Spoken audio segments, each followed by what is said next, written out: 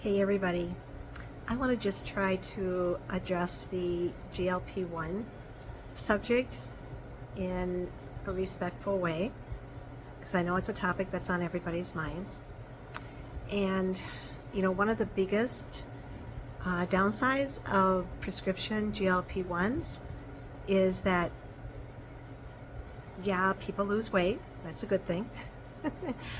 But they're also losing muscle and bone density. And being skinny is not necessarily being healthy. It's just an illusion of being healthy, right? So the thing with the GLP-1 prescription things is that it's a forced system. It forces your body to produce all this insulin all at one time, more than what your body needs, and then it cannot handle it. And then you have this loss of muscle mass and bone density. So personally, I'm not interested in that. I want to be strong. And I want a body that's resilient, capable, and built to last. And I hope that's what you're looking for as well. So let's think about your metabolism like a busy restaurant, a busy kitchen in a restaurant. The hormones are the head chefs, right? And they're giving instructions like leptin, insulin, estrogen, GLP-1. They're all coordinating the flow. So now imagine that the kitchen fills with smoke, and the chefs are still calling out the orders, right and left. If you've ever worked in a restaurant, you know what I'm talking about. But no one can see clearly what's going on because it's just smoky in there. So the stations are being overworked. Others are just stalling because they don't really know what the next step is. Nothing is flowing the way it should.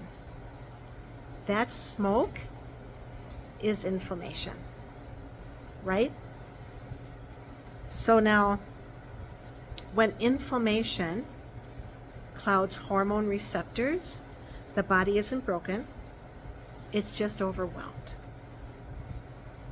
So it pushes harder, your body has to push harder, and it creates more chaos. So what we have to do is first clear that smoke, and everything will change. Because clarity happens, right? Energy flows, appetite is regulated, blood sugar stabilizes. Metabolic balance isn't about forcing control. It's about restoring clarity because everything in your body is connected, right? We know that. This is not new. But what about that smoke? What about that inflammation? It usually starts in the gut. I always say you got to get to the root of the problem. It starts in the gut. So your gut is the prep station of the kitchen. It decides what ingredients get cleared, absorbed, get cleaned, and sent to the line, and what gets tossed out. When the gut lining is inflamed or disrupted, inflammatory signals leak into the system. And that's what creates that smoke. Now the hormones are still doing their job, but their messages are getting distorted. GLP-1, insulin, leptin, they're produced or regulated in the gut.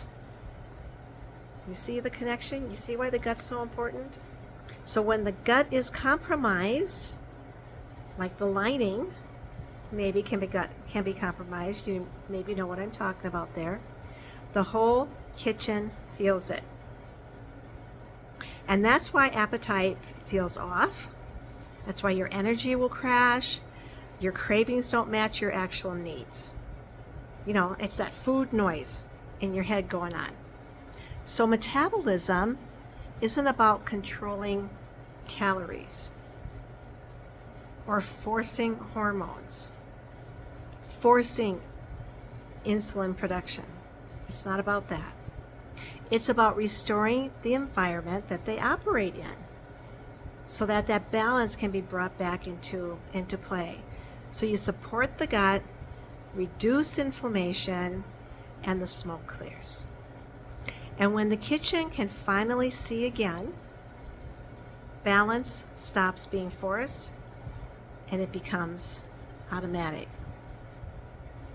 So if any of this resonates with you, feel free to reach out to me, because there's a better way so that things are not being forced, but you're still supporting that underlying cause of the gut and supporting that lining of the gut. So things don't leak into the system and cause that smoke or inflammation. Now, go be awesome.